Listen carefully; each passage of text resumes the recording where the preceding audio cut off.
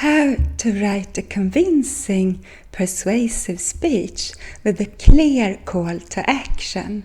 This is a video about how to write a really convincing, persuasive speech, and we will do so by looking at the very famous example, Franklin D. Roosevelt's The Day of Infamy speech from 1941.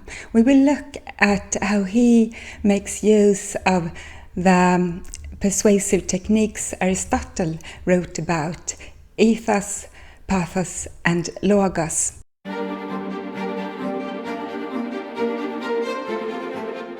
Mr. Vice President, Mr. Speaker, members of the Senate and of the House of Representatives.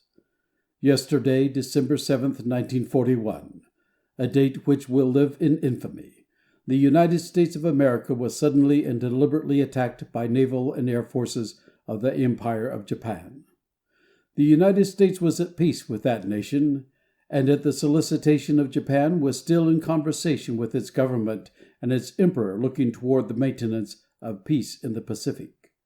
Indeed, 1 hour after the Japanese air squadrons had commenced bombing in the American island of Oahu, the Japanese ambassador to the United States and his colleague delivered to our Secretary of State a formal reply to a recent American message.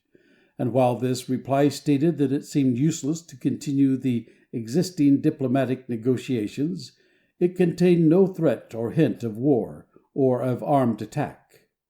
It will be recorded that the distance of Hawaii from Japan makes it obvious that the attack was deliberately planned many days or even weeks ago.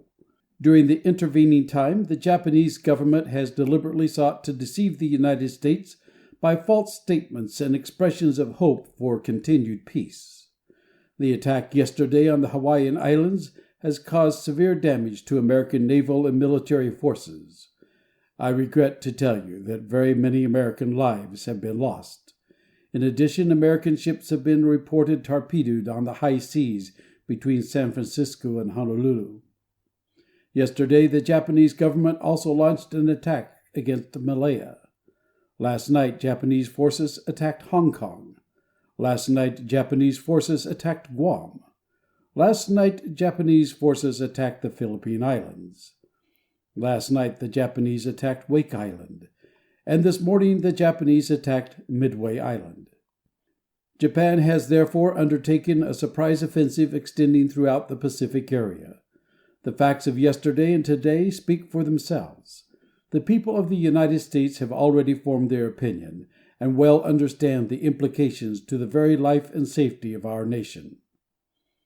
As Commander-in-Chief of the Army and Navy, I have directed that all measures be taken for our defense. But always will our whole nation remember the character of the onslaught against us.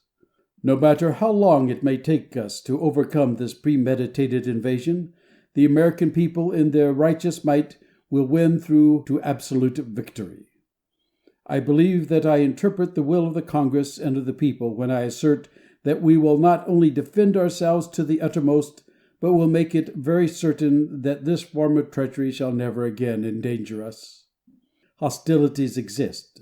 There is no blinking at the fact that our people, our territory, and our interests are in grave danger.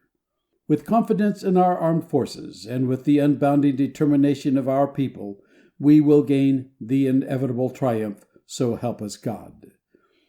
I ask that the Congress declare that since the unprovoked and dastardly attack by Japan on Sunday, December 7th, 1941, a state of war has existed between the United States and the Japanese Empire.